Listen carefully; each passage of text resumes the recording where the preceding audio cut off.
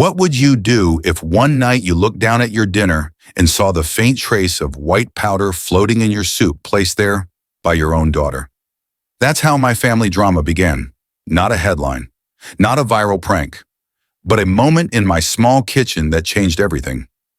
My name is Robert Carter, and for most of my life, I've been invisible. I mop the floors at Phoenix General Hospital, pull 60-hour weeks for $32,000 a year, and come home to an empty apartment in Desert Palms. People walk past me every day without a glance. But when you're invisible, you notice things. You catch the details others ignore. And that night when my daughter Olivia set down a steaming bowl of Campbell's chicken noodle soup in front of me, I saw the details she wanted me to miss, the faint, chalky residue clinging to the wooden spoon. Olivia smiled with that practiced sweetness she saves for her Instagram followers, all 50,000 of them. She said, "Here you go, Daddy. I made it extra special tonight." Her voice carried that tone she uses in her viral cooking clips, the ones that pulled in donations from strangers who believed she was a saint. To her audience, she was the perfect daughter, taking care of her tired father after long shifts. To me, she was my only child, the girl I raised alone after her mother died on I-10 when she was just 6. But that night, sitting at our wobbly kitchen table, I realized something had changed. I realized I wasn't a father in her story anymore. I was a prop, a character in her viral justice performance. Every sigh, every wrinkle in my face, every moment of fatigue after working nights had become her content. And now, even my soup had become part of her script. I kept my expression calm, just like I had for weeks. Because this wasn't the first time I noticed things didn't add up. The ring light glowing in her bedroom long past midnight. The receipts for designer purses that cost more than our rent. The comments on her posts, "You're such a good daughter. Your father is lucky to have you." This made me cry. I knew the truth. I was paying for the groceries she filmed, while strangers funded her lifestyle through Venmo donations. Over $8,000 collected in 6 months, none of it spent on bills or medicine. Still seeing that powder floating in my soup shifted everything. This wasn't just exploitation anymore. This was danger, a dark truth exposed right there in my kitchen. And as she turned to grab her phone, as her ring light cast that artificial glow, I quietly slid our bowls across the table and smiled. Because if Olivia thought she was directing this story, she was wrong. This was about to become my story, and the world was going to watch. When people ask me now what betrayal feels like, I tell them it isn't loud. It doesn't arrive with flashing lights or sirens. It sneaks in through the small moments, through the way your daughter smiles at strangers online, then rolls her eyes at you the second the camera shuts off.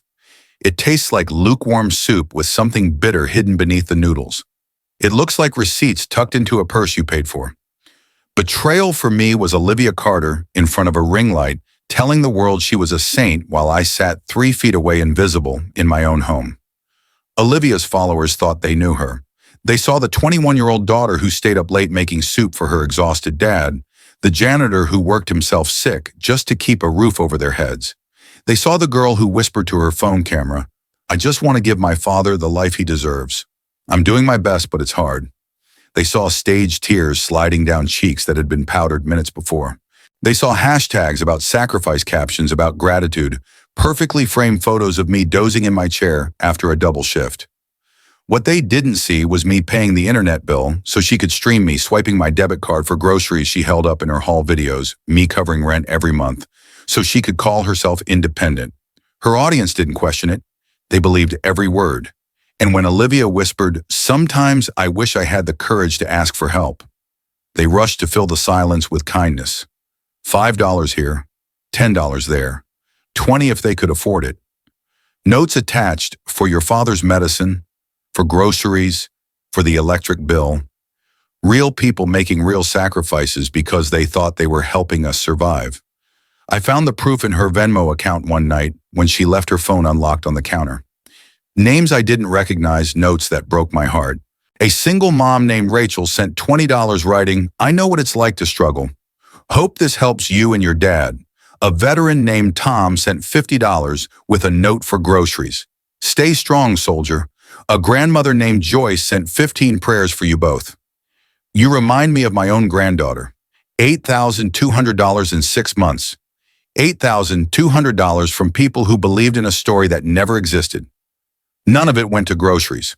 None of it paid a single bill. It went into Olivia's lifestyle fund. The designer purses worth $400 apiece.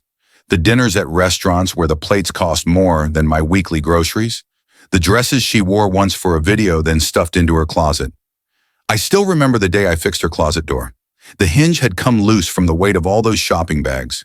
While I worked, I noticed receipts scattered across the floor. $2,400 in clothes over 3 months, a $1,200 iPhone upgrade, a $180 ring light. She had documented every luxury item with the same care she ignored my sacrifices. And all of it, every single dollar had been pulled from the kindness of strangers who thought they were saving a family in crisis. What made it worse wasn't even the money, it was the performance. Olivia didn't just lie, she choreographed. She created entire scenes for her followers like a director staging a play. Daddy dinner's ready, she'd sing out in that sugar-coated voice while adjusting the tripod. She'd carry a bowl of soup into the living room, setting it in front of me with exaggerated tenderness. And the moment she pressed stop on the recording, the smile would vanish. She'd retreat to her room to edit captions and track donations, while I sat staring at food I no longer trusted. I was no longer her father. I was a prop, a background character in the Olivia Carter show. She filmed my fatigue, my silence, my gray hair, my every weakness, and turned them into content that strangers consumed. People praised her. They called her an angel. They told her I was lucky. And all the while I felt myself disappearing, reduced to a storyline in a script I never agreed to. Sometimes I would watch her scrolling through comments, her lips curling into a satisfied smile, as donations pinged into her account. "They eat this up," she muttered once, forgetting I could hear. Those words hit harder than any insult. Because in that moment I realized she wasn't just deceiving strangers. She was mocking them. Mocking the single mom who skipped lunch to send $20. Mocking the veteran who carved $50 out of a disability check. Mocking the grandmother who offered prayers and pennies in equal measure. And me, I sat in the same apartment, invisible, realizing my daughter was willing to sell my dignity for likes and money. That was the betrayal. Not the dollars, not the handbags, not even the powder in my soup. It was the knowledge that my sacrifices had raised someone who saw kindness as weakness, who saw her own father not as family, but as material. $8,200 may not seem like much to the world, but to me it was the price tag on my trust. And Olivia Carter had already spent it all. People often say the camera never lies, but in my apartment, the camera was the biggest liar of all. When that red recording light blinked, Olivia Carter became the daughter every father dreams of. She softened her voice, widened her eyes, tilted her head, just enough to look angelic under the glow of her ring light. She called me daddy in a tone that sounded so sweet, even my tired heart almost wanted to believe it. But I knew better. I knew that the second the recording stopped, the sweetness would evaporate like steam from a forgotten cup of coffee. In front of her followers, she was tenderness incarnate. She adjusted my blanket if I looked cold. She stirred soup with a flourish, narrating every step for an audience that believed she was nurturing me. Daddy's worked so hard today, she'd coo ladling noodles into a bowl while the comments rolled in. "You're amazing. He's so lucky." This made me cry. Her face glowed with sincerity, her hands gentle as she set the bowl in front of me, like a daughter straight out of a Hallmark movie. But the moment she tapped stop, her whole body shifted. Her shoulders dropped, her smile vanished, and her eyes hardened into something sharp. The bowl she had carried so tenderly was now just another dish to shove aside. She no longer called me daddy. She didn't even look at me. She'd grab her phone, retreat to her room, and the only sound left in the kitchen was the faint hum of her ring light and the clicking of her keyboard as she trimmed videos into content for strangers. To her, I was no longer a father. I was scenery. My weariness, my silence, even my confusion after long shifts were raw materials for her brand. She wanted me to look fragile, vulnerable, like a man whose best years had been spent mopping hospital floors. She wanted her viewers to pity me not for who I was, but for the story she built around me. And she wanted them to worship her for being the one who stayed by my side. There were nights she would drag me into the performance against my will. "Daddy, can you sit here?" she'd ask, already arranging the camera angle. Before I could answer, she'd push a chair into place, position me under the overhead light, and step back to check the frame. I wasn't a person in those moments. I was a prop like the soup bowl or the folded blanket she placed on my lap for effect. She rehearsed her lines in front of the mirror, then delivered them with flawless timing. Taking care of him isn't easy, but I love him more than anything. The truth was, she barely spoke to me off camera. If I tried to start a conversation, she brushed me off with a distracted "later I'm editing." If I asked her to eat dinner with me, she took her plate to her room. The only time she wanted me in the same space was when the lens was pointed at us. Then suddenly I mattered. Then suddenly I was her world. What stung most was how convincing she was. Watching her through the camera, I almost didn't recognize her.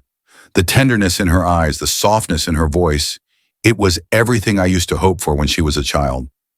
I used to dream of a daughter who would sit with me, talk with me, maybe even thank me for the years of sacrifice. Instead, that daughter only existed for strangers online. I was allowed to glimpse her, but never to keep her. And those strangers loved her. They filled the comment sections with adoration, with envy, with longing. I wish my daughter was like you. Your father is so blessed. This restores my faith in family. They couldn't see the moment after when she shoved the bowl into the sink without even glancing at me. They couldn't hear the sigh of irritation when I asked if she wanted to watch a show together. They couldn't feel the cold wall of indifference that fell between us the second the camera went dark. There is a loneliness worse than being alone, and I lived it every night. To the world, I was a cherished father. In reality, I was a ghost, haunting my own apartment, only visible when the script called for me. Olivia's affection was a costume she wore one she shed as easily as makeup wipes at the end of a shoot. The warmth was never for me. It was for the audience, for the likes, for the money. And the cruelest part, I stayed silent. I played along. I let her film me, let her drape blankets over my shoulders, let her call me daddy with that saccharine voice, because some small foolish part of me wanted to believe it. I wanted to pretend that maybe for those few seconds on camera, the affection was real. But deep down, I knew the truth. My daughter loved the idea of me, not the man himself. That is what fake affection feels like. It isn't just lies. It's the slow erasure of who you are until the only version that matters is the one strangers applaud. Sometimes when the apartment grows too quiet, I find myself drifting back 20 years to a time when Olivia was just a child with scraped knees and wide eyes that looked to me for everything. After her mother died in that car crash on the I-10, it was just the two of us. I was 28 years old, a janitor with no savings, no backup plan, and suddenly responsible for a 6-year-old who had lost the only mother she'd ever known. I remember standing in that hospital parking lot, holding Olivia's tiny hand, promising her through my own tears that I'd never let her feel abandoned again. From that moment forward, my life became a string of sacrifices. I worked double shifts at Phoenix General Hospital nights that bled into mornings, mornings that dissolved into afternoons. My uniform was the same navy blue shirt with Robert, maintenance stitched above the chest pocket, the fabric worn thin by sweat and bleach. I wore that shirt until the letters peeled off, and then I stitched them back on myself because I couldn't afford a replacement. Every hour I worked meant groceries on the table, school supplies, and her backpack rent paid on time. There were nights I'd come home so tired I could barely take off my shoes, but Olivia would be waiting at the door with a picture she drew or a story she wanted to tell. And no matter how exhausted I was, I forced a smile and listened, because I wanted her to know she mattered. I skipped meals so she could eat better. I turned down new clothes so she could have the backpack she wanted, the sneakers her friends at school had. I swallowed every humiliation at work, people ignoring me, doctors stepping around me like I was part of the furniture, because none of that mattered as long as Olivia had a chance at a better life. I told myself that one day she would understand. One day she would look back and see that every dollar I earned, every drop of sweat I shed, was for her. That belief kept me going when my body wanted to quit. But the hardest truth I've learned is that sometimes children don't remember the sacrifices.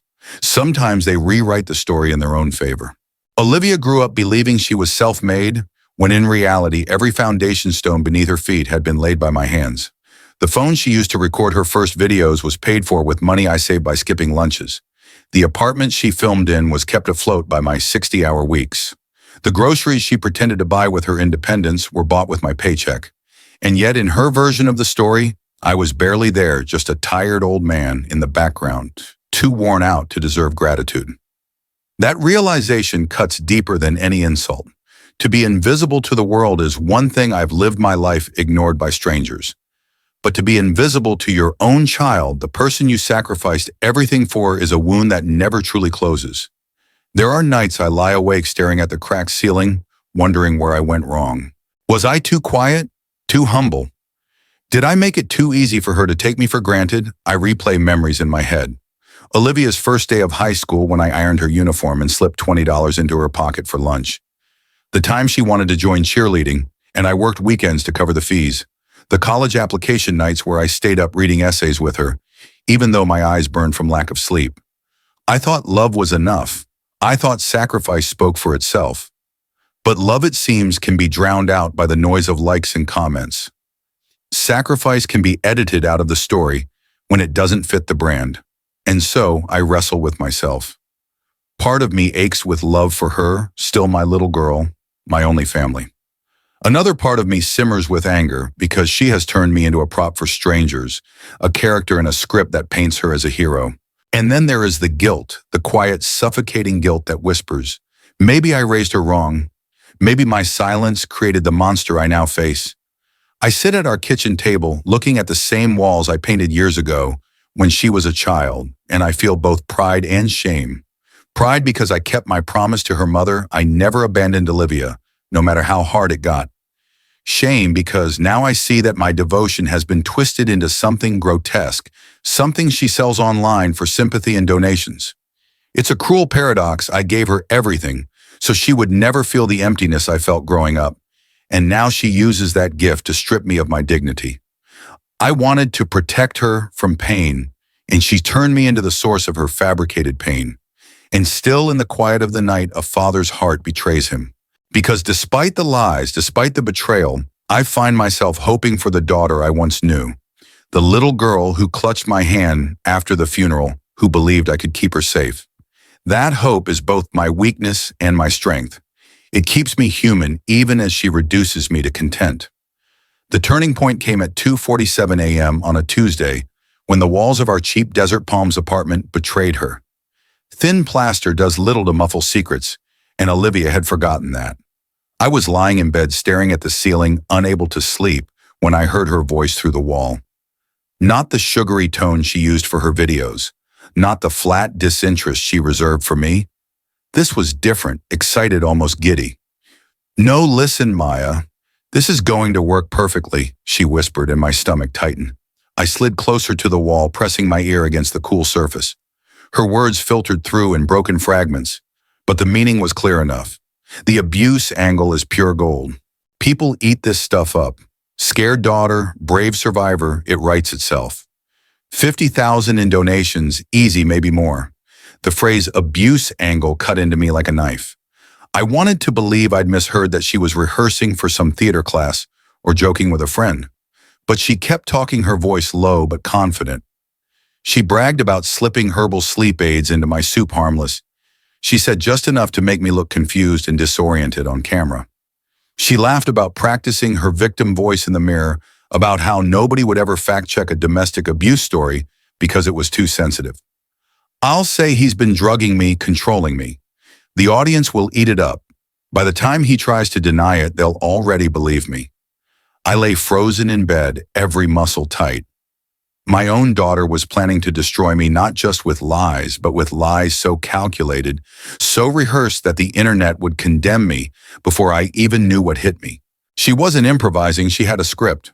When the call ended, I stayed there in the dark listening as she paced her room and murmured lines to herself. I didn't sleep that night. I couldn't. The next morning, while she slept late, I finally acted. For the first time in 3 years, I called in sick to work. My hands shook as I opened her laptop, half expecting her to wake up and catch me. But she hadn't even bothered to log out.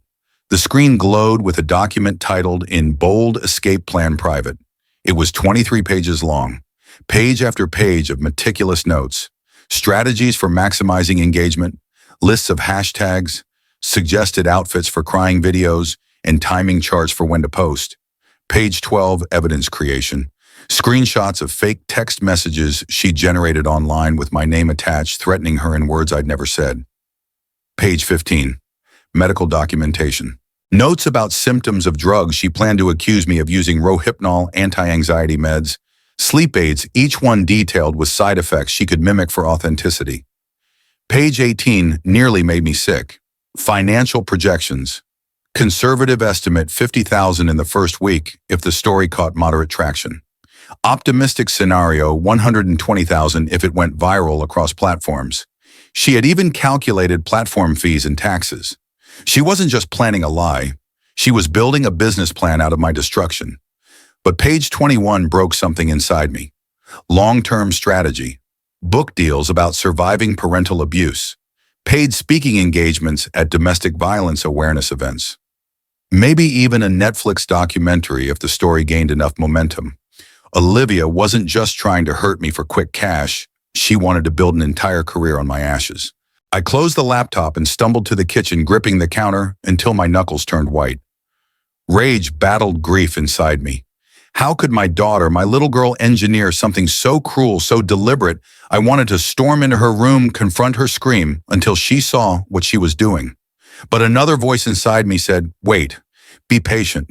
Invisible men survive by watching, by listening, by collecting what others overlook. So I started my own investigation.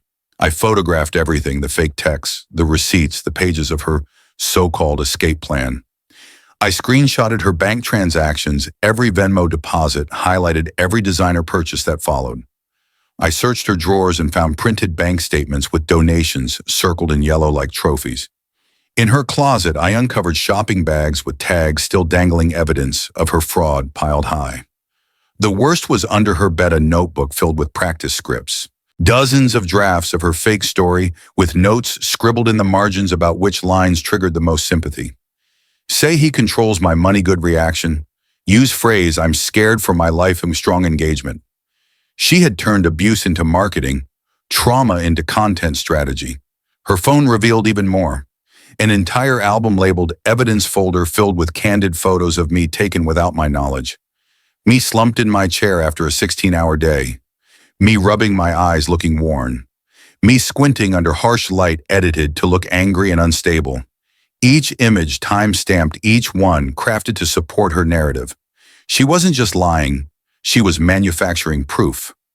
By the time I finished, my body shook with exhaustion and fury, but I also felt clarity. Olivia thought she was the only one who knew how to manipulate, how to prepare, how to stage. She forgot where she learned patience. She forgot who raised her. I had 48 hours until her scheduled live stream, the one she'd planned for Friday night. 48 hours before 300,000 strangers tuned in to hear her accuse me of being a monster. Running wasn't an option. Hiding wasn't either. If I did nothing, her story would become truth. So I made a decision. If Olivia wanted a stage, I would step into the spotlight she built, and I would bring the truth with me. By Friday evening, the air in our small apartment felt heavy, as if the walls themselves knew what was about to unfold. Olivia moved through the kitchen with the confidence of an actress preparing for opening night. She had rehearsed this scene for weeks, and tonight was supposed to be her grand performance.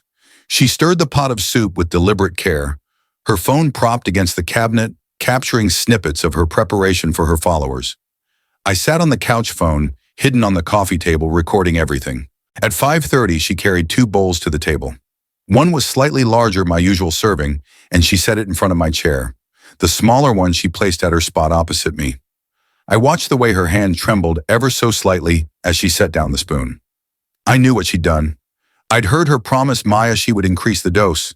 This was it, the moment she expected me to fall into unconsciousness, unable to defend myself when she went live at 8:00. I forced a smile.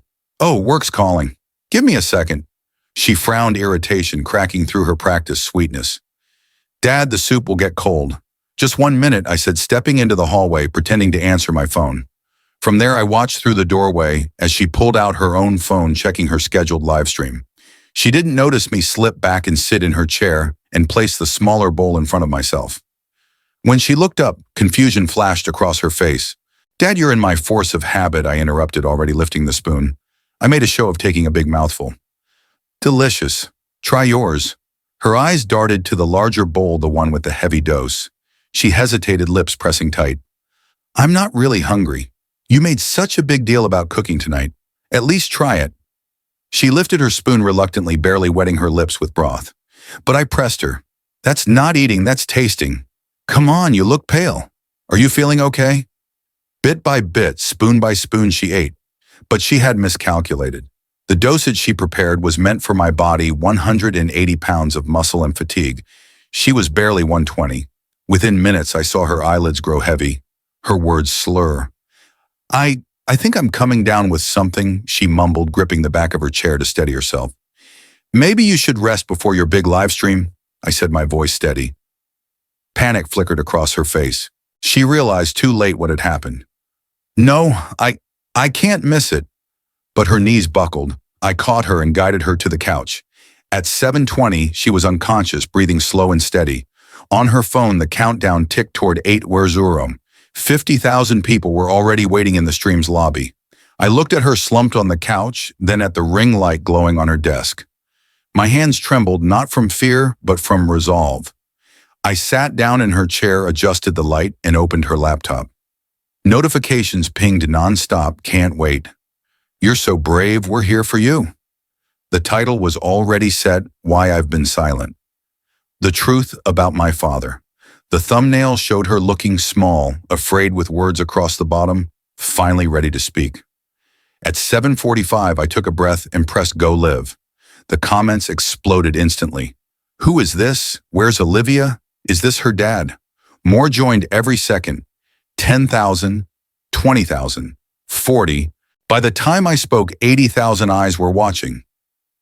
My name is Robert Carter, I said evenly, looking straight into the camera. I know you're here to support my daughter Olivia, but before you hear her story, you need to hear mine. The chat flooded with accusations. He looks dangerous. Someone call the police. She's unconscious behind him. But I pressed on. For 8 months, Olivia has told you she's caring for her sick father. You've sent her money over $8,000. You thought you were helping with medicine, with groceries? None of that money went to bills. It bought purses, dresses, dinners. I held up receipts, bank statements, screenshots. The audience began to shift. Show us proof. This could be fake. So I showed them everything. Her practice scripts, her fake text messages, even the audio I'd recorded of her call with Maya. Her own voice filled the stream. The abuse angle is pure gold. 50,000 easy. The chat erupted. Shock, disbelief, anger. Viewers recognized their own names in the donations. That's me, single mom Rachel. I sent $20. Veteran Tom, here I sent $50. She spent it on sushi. Then at 8:15, Olivia stirred. She lifted her head, groggy eyes blinking against the light. The audience went wild. She's awake. Olivia, tell us the truth. What's happening? She tried to speak, but her words slurred, broken by the very drugs she had meant for me. Dad, what are you doing? I turned back to the camera. She can't think clearly because she's under the influence of the same sleep aids she put in my food. Tonight she planned to make me the villain. But the truth doesn't need a script. The viewer count soared past 300,000. The chat moved too fast to read. The story had gone viral in real time. Olivia reached for the laptop, but her hands shook and missed. The audience saw everything, the desperation, the collapse of her perfect image. I leaned closer to the camera. You deserve to know the truth. Olivia tried to destroy her father for money, but she forgot something. Invisible men see everything. And tonight the world saw too. 3 weeks after that night, the numbers told the story better than I ever could. The live stream had been clipped, reposted, and shared across every platform I didn't even know existed. People called it the Great Soup Switch. Memes appeared overnight, images of soup bowls with captions like, "Don't serve what you can't swallow." For the first time in my life, my name was known outside the janitor's closet at Phoenix General Hospital. But the price of that recognition was the wreckage of my own family. Olivia's empire crumbled in a matter of days. Her Instagram account, once a gallery of staged affection and stolen sympathy, was suspended for fraud. TikTok banned her within 48 hours. YouTube demonetized her channel, then removed it completely after the live stream spread like wildfire. The carefully crafted persona she had sold to 50,000 strangers vanished, replaced with headlines that read, "Influencer daughter exposed for scamming her father." The $8,200 she had collected from donations was frozen almost immediately. GoFundMe issued refunds to donors, Venmo flagged her account for suspicious activity, and PayPal sent a notice that her balance had been restricted. It was as if the entire internet closed its doors on her at once. The same platforms that had amplified her lies now became the instruments of her downfall. The police were at our door the very night of the live stream. I remember the sound of their knock firm, unrelenting. Olivia sat slumped on the couch, still groggy from the drugs she had meant for me. When the officers entered, confusion spread across their faces as they saw the laptop still recording hundreds of thousands of viewers witnessing the arrest in real time. Detective Harris, the one who spoke to me later, said it was the strangest domestic call he had ever handled. We've never had 300,000 witnesses to a crime before, he told me with a weary smile. They opened case number 2024 PH 47291, elder abuse and wire fraud. They took Olivia's devices, every one of them packed with the evidence I had already shown. The notebook of practice scripts, the fake text messages, the receipts, even the folder on her phone labeled evidence became evidence against her. She didn't speak as they carried the boxes out of her room. For the first time, she had no script, no prepared lines to deliver. News spread fast. Local stations picked it up first. Phoenix janitor outsmarts influencer daughter in viral sting. Then national outlets followed. International ones too. I remember sitting in the break room at work watching two of my coworkers laugh in disbelief as CNN ran the story. "That's your guy," one asked, pointing at the screen where I sat behind a ring light telling the world the truth. For years they had walked past me without a second glance. Now suddenly I was the man who turned the internet upside down. But recognition doesn't erase pain. Every time I saw Olivia's name in a headline, every time I read another article about her downfall, I felt a hollow ache. She was still my daughter. I had raised her, loved her, sacrificed for her. And now she was a pariah, no, not for the kindness she faked, but for the cruelty she showed. People online called her a monster, a scammer, a sociopath. Strangers who had once praised her now cursed her name. And while part of me believed she had earned that, another part grieved for the little girl who used to draw me pictures and wait at the window for me to come home. Still, justice mattered, and justice had been served. The donors who had been tricked sent me messages after they got their refunds. Rachel, the single mom, wrote, "Thank you for telling us the truth. That $20 was my grocery money, but I'm glad I know where it went now."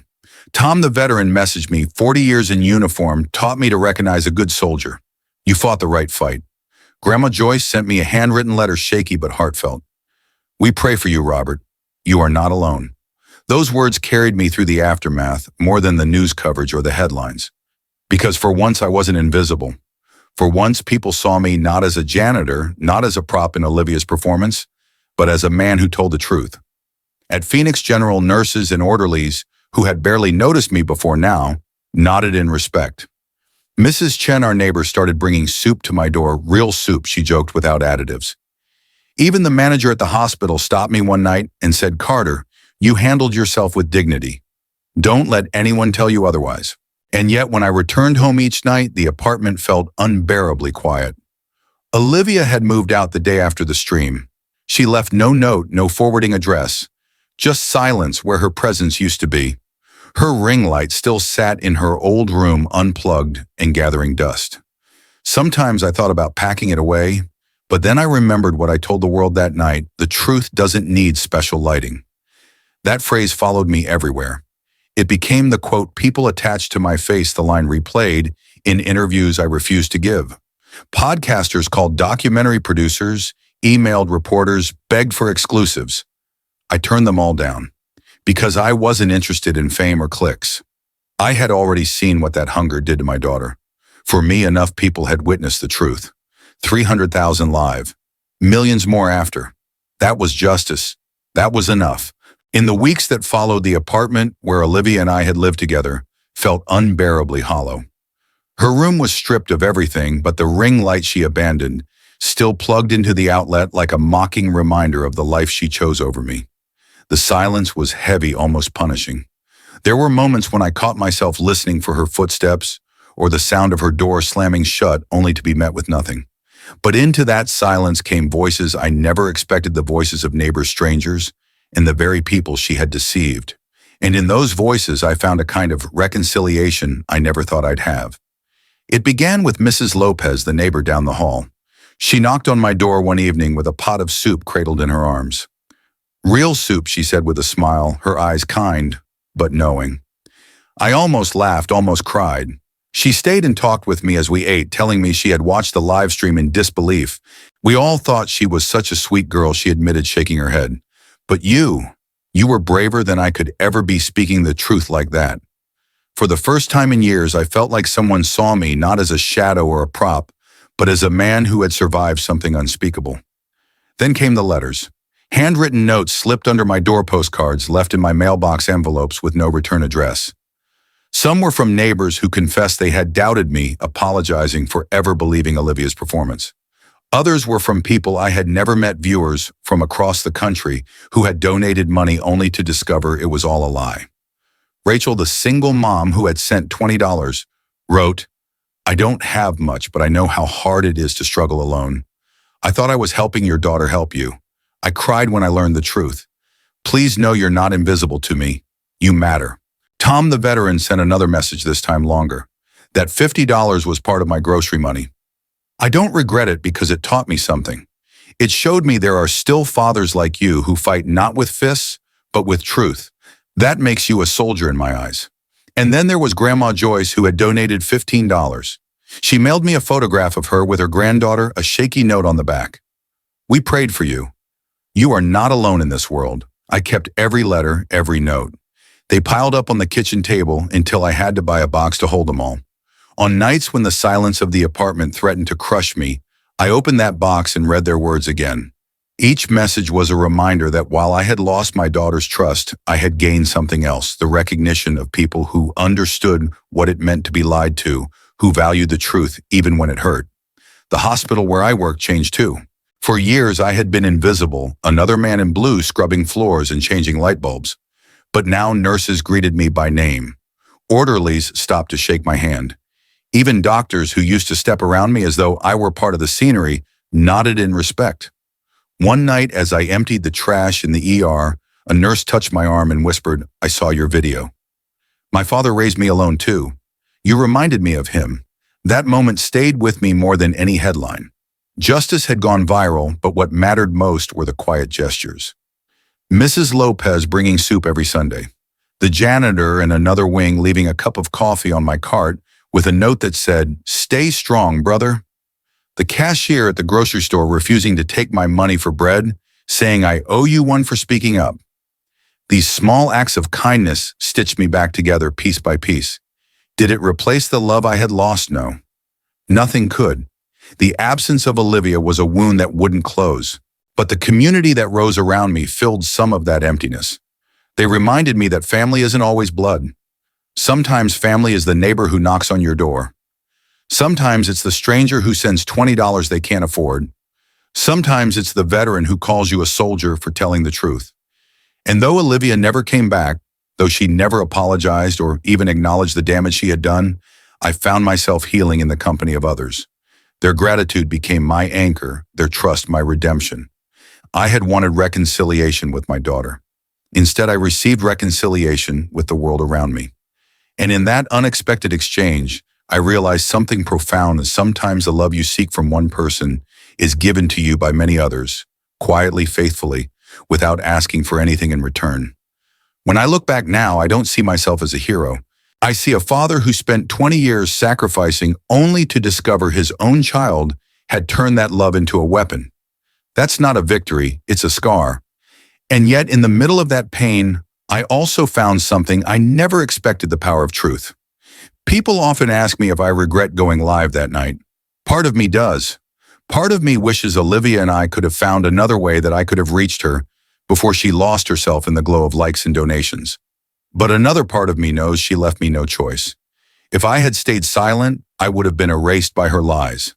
And silence has erased too many fathers, too many invisible people for far too long. I've come to understand something: the truth doesn't need special lighting. It doesn't need filters or scripts or ring lights. It simply needs the courage to be spoken. That was all I had that night, and in the end it was enough. But justice comes with a price. My daughter is gone from my life. The home we once shared is filled with echoes instead of conversation. I grieve for her, not for the woman she became, but for the little girl I once held by the hand.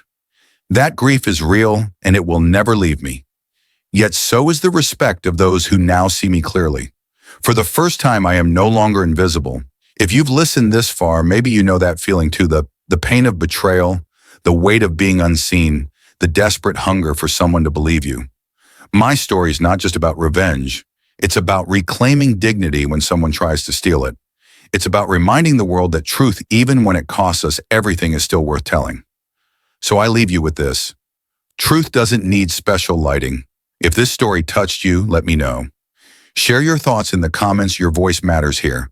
Save this video so you can return to it when you need strength, and subscribe if you want more stories that refuse to stay silent. Every action you take keeps this message alive, and maybe, just maybe, helps another invisible soul be seen.